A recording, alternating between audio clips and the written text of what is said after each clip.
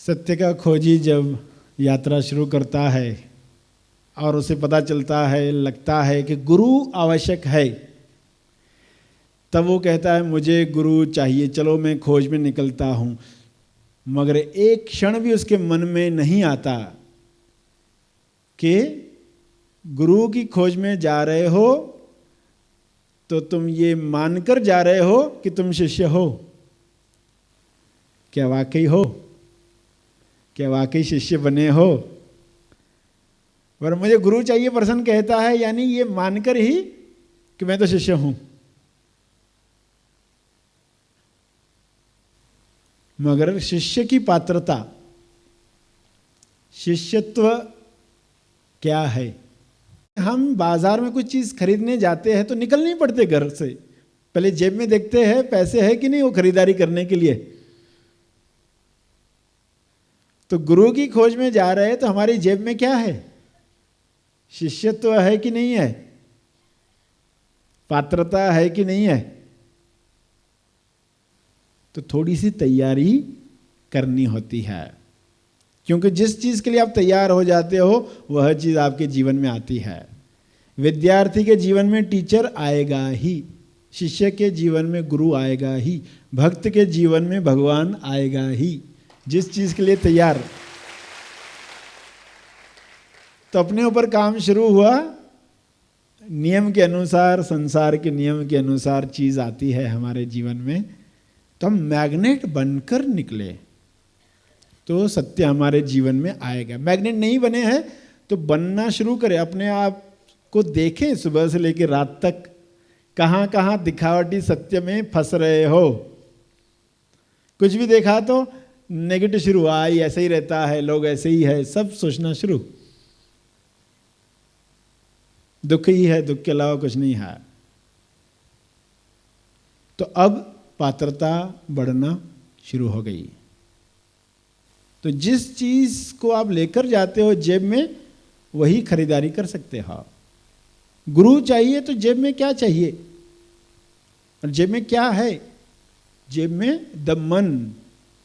Purse में क्या है? द मन। कैसा मन है? वो अगर चाकू की धार से गर्दनें काट रहा है तो कैसी अभिव्यक्ति होगी? अगर वो चाकू से पेड़ काट रहा है तो अभिव्यक्ति कैसे होगी? उसी चाकू से केक भी काटा जा सकता है, उसी चाकू से सब्जी भी काटी जा सकती है। तो मन कैसा है? एक चाकू की तरह है, और इंसान को पता ही नहीं है कि ये चाकू में पीछे पेन भी है। 2 in 1। मन कैसा है? 2 in 1।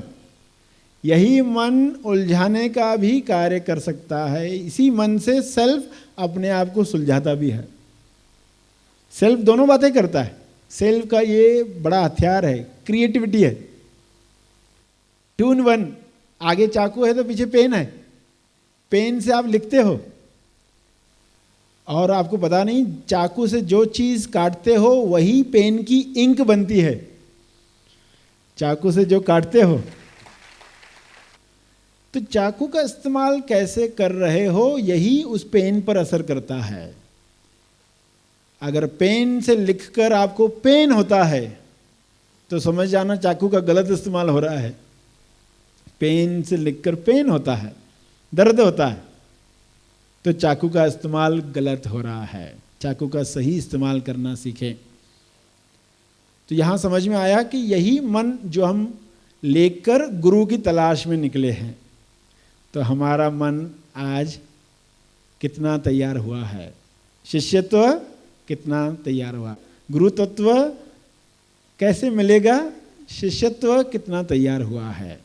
तो सही माने में हमारा काम शुरू होने वाला है कि कैसे गुरु हमारे जीवन में आते हैं सारी टेंडेंसीज से मुक्त करने के लिए, क्योंकि ये टेंडेंसीज से मुक्त होकर ही हम वह अभिव्यक्ति कर पाएंगे जिसके लिए आप गुरु के संपर्क में आते हो। उन्हीं टेंडेंसीज के साथ रहे तो महानिर्वाण निर्माण की अभिव्यक्ति नहीं हो पाएगी। बहुत सारी तैयारियां आपके लिए की जा रही हैं, उसका फ़ायदा आपको लेना है। गुरु पूर्णिमा आता है आपको याद दिलाने के लिए कि क्या मौका आया है जहाँ पर हम अपना अज्ञान समर्पित कर पाएं। कोई तो स्थान हो जीवन में जहाँ हम अपना अज्ञान समर्पित कर पाए। अगर अज्ञान समर्पित नहीं कर पाए, तन मन धन समर्पित करो जब सुनते हो पंक्ति तो उसका अर्थ समझो। तन समर्पित किया यानी मैं तन हूं, ये अज्ञान समर्पित करो। धन क्या है, धन किस लिए है, धन कहाँ से आता है, किसके लिए आता है, निस्वार्थ सेवा क्या होती है, धन के प्रति जो भी अज्ञान है वो अज्ञान समर्पित हो। मन के साथ जो भी अज्ञान है वो समर्पित हो जाए। तो जब गुरु के आगे समर्पित कर दिया तो क्या होगा, जब आप जीवन में जी रहे हो और अचानक अपने आप को शरीर मानकर कुछ निर्णय ले रहे हो, नहीं ये मुझे चाहिए, ये सुविधा मुझे चाहिए, याद आएगा अरे ये अज्ञान मैं तो समर्पित कर चुका हूँ, मैं शरीर हूँ ये मैं समर्पित कर चुका हूँ। तुरंत आपका निर्णय बदल जाएगा। जैसे आपको उपवास है, आप उपवास में हो और भूल गए कि मेरा उपवास चल रहा है, फिर क्या होगा, आप खाना खाने बैठ गए, खाना खा रहे, आधे खाने में आपको याद आ गया अरे आज तो मेरा उपवास है, क्या होगा, क्या खाना कंटिन्यू करोगे? तुरंत हाथ हट जाएगा, अरे आज तो उपवास है। तो जैसे ही याद आएगा अरे मैं तो तन मन धन समर्पित कर चुका हूं, यानी अज्ञान समर्पित कर चुका हूं। अज्ञान क्या है, मैं शरीर हूं, मनोशरीर यंत्र को मैं मान रहा हूं। तो जब भी दिखे कि मैं अपने आप को शरीर मानकर सोच रहा हूं अरे मेरा क्या होगा, तो कहना अरे ये तो मैं समर्पित कर चुका हूं। जो चीज समर्पित की है आप वापस नहीं लेते ना, वापस नहीं लेते, अरे गलती से मैं ले रहा था, सॉरी मैं शरीर नहीं हूं। तो अपने आप से पूछना वाकई मैंने समर्पित किया है कि नहीं। हेड समर्पित किया यानी अज्ञान समर्पित किया। हेड क्यों लोग समर्पित करते, नारियल क्यों तोड़ते मंदिर में, हेड का प्रतीक है, उसको बाल भी है। तो कर्मकांड ये बनाए गए लोगों को इशारा करने के लिए कि तुम समर्पित हो चुके हो, आप गलती से भी ऐसा मत सोचो, इस लाइन पर सोचना बंद। तो जब गुरु का महत्व पता है, आज्ञा का महत्व पता है, तुरंत हाथ हट जाएगा। उलझ रहे थे याद आया, हट गया। तो आप कहोगे ये तो बड़ी कृपा हो गई कि आज हमारा हाथ हट रहा है। पहले तो हम लगे रहते थे उन्हीं बातों में, उन्हीं मूर्खताओं में, मगर अब तुरंत हाथ हटता है क्योंकि याद आता है हमने समर्पित किया है, गुरु को समर्पित किया और गुरु की पहचान हुई है। पहचान नहीं हुई है तो हाथ नहीं हटेगा। इसलिए पहचान पर गुरु पूर्णिमा का दिवस आता है, महामनन दिवस कहा गया उसको, कि मनन करोगे तो जानोगे क्या चल रहा है, हमें क्या समर्पित करना है, कैसे समर्पित करना है। हमारी डे टू डे लाइफ बताए कि हमने समर्पित किया है। हमारा जीवन नहीं बता रहा है तो पाखंड है। बाहर से हम बोलेंगे हमारे ये गुरु है, मगर हम एक भी आज्ञा का पालन नहीं कर रहे। और गुरु ने आज्ञा दी है तो अपने फायदे के लिए नहीं दी है, ये भी हमेशा याद रखना। आपसे विश्वास मांगते हैं तो अपने लिए नहीं, क्योंकि वो तो विश्वास का सोर्स है, उनको जरूरत नहीं है, मगर जो विश्वास रखेगा उसका लाभ है। वो देखते हुए लोगों का विश्वास रिलीज हो, दिखावटी सत्य से उनका फोकस हटे, कहाँ लगे, सत्य पर। तो ये अगर निरंतरता से चलता रहा तो आपके जीवन में वे सब चमत्कार, मिरेकल्स हो रहे होंगे। जैसा जीवन आप उच्चतम जीवन, उच्चतम अभिव्यक्ति वाला जीवन चाहते हो, सब हो रहा होगा। सिर्फ निरंतरता और धीरज आपको नहीं छोड़ना है, इसको लगातार पकड़े रहना है। हर चीज आपके जीवन में आने ही वाली है और आ ही रही है और आ चुकी है। क्रिएटेड दिखावटी सत्य तो यही दिख रहा है कि रियलाइजेशन नहीं मिलती है, स्टेबलाइजेशन नहीं मिलती है। गुरु पूर्णिमा का दिवस क्यों आता है? ये याद दिलाने के लिए कि किसी शरीर में ये हुआ है, देखना तो शुरू करो। देखोगे तो तुम्हारी संभावना खुलेगी। देखोगे ही नहीं तो कैसे संभावना खुलेगी? लोग भजन गा रहे, सराहना कर रहे, एक्चुअली क्या है? ये प्रथाएं क्यों बनाई गई? जिन्होंने बनाई क्यों बनाई? गुरु पूर्णिमा का दिवस क्यों मनाया जाता है? क्योंकि बाहर क्या दिखावटी सत्य दिख रहा है कि लोगों को रियलाइजेशन नहीं मिलती। यानी सभी दिखावटी सत्य यही बता रहे ये संभव नहीं है, और हम यही देखकर फील कर रहे हैं आपकी संभावना बंद हो चुकी है। मगर जब किसी एक में दिखने लगता है और हम एग्री करते, जब हम कहते हाँ ये हुआ है, ये संभव है, आज के समय में भी संभव है, तो ये फीलिंग आप में ट्रांसफर होती है। ये फीलिंग आपको मैग्नेट बनाएगी, आप उस चीज को, सत्य को अपने जीवन में आकर्षित करोगे। अगर लगता है नहीं किसी को नहीं होता है, सब ढोंग चल रहा है, तो आपने दिखावटी सत्य को बढ़ावा दिया, आपके जीवन में ये कभी नहीं आएगा। अगर हम स्वीकार ही नहीं कर पाए कि ये संभव है। देखो लोग अनजाने में ये सोच रहे होते, कुछ लोग तो कहते लड़कियों को तो इस जन्म में होगा ही नहीं, उनको एक पुरुष का जन्म लेना पड़ेगा आगे, फिर उनको मिलने वाला है, या संसार छोड़े बगैर ये नहीं होने वाला है।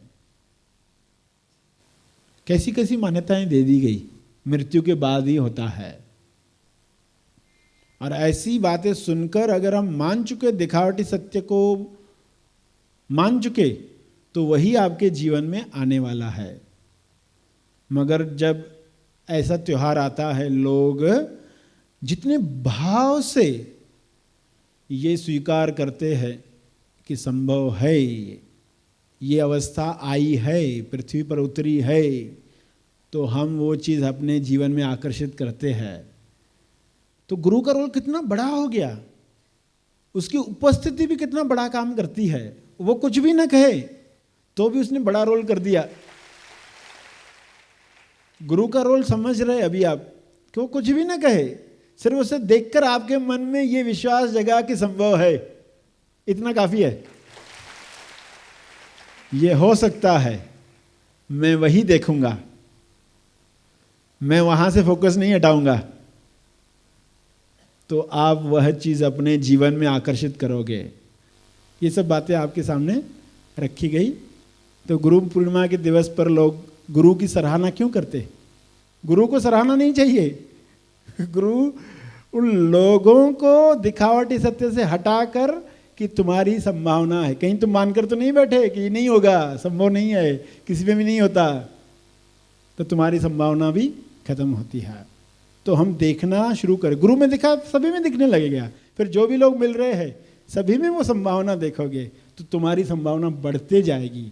अपनी संभावना को बढ़ाने के लिए ये सब त्योहार है। त्योहार हमारे लिए है, गुरु के लिए नहीं है, तो हम उसका पूरा लाभ ले। गुरु पूर्णिमा एक्चुअली शिष्य पूर्णिमा होनी चाहिए, क्योंकि उसका लाभ होता है। तो आज शिष्य पूर्णिमा मनाई गई। सर श्री द्वारा दिया गया यह संदेश तेज ज्ञान का केवल परिचय मात्र है। तेज ज्ञान नहीं, तेज ज्ञान सर श्री महा आसमानी परम ज्ञान शिविर में प्रदान करते हैं। इसका असली आनंद आप शिविर में भाग लेकर ले सकते हैं। यह शिविर आप ऑनलाइन भी कर सकते हैं। अधिक जानकारी के लिए संपर्क करें। इस वीडियो को लाइक और शेयर जरूर करें। साथ ही अपने अभिप्राय हमें कमेंट करके जरूर बताएं। हैप्पी थॉट्स तेज ज्ञान और सर श्री तेज ज्ञान चैनल को आज ही सब्सक्राइब करें और लेटेस्ट अपडेट्स सबसे पहले पाने के लिए बेल आइकन को दबाएं। धन्यवाद।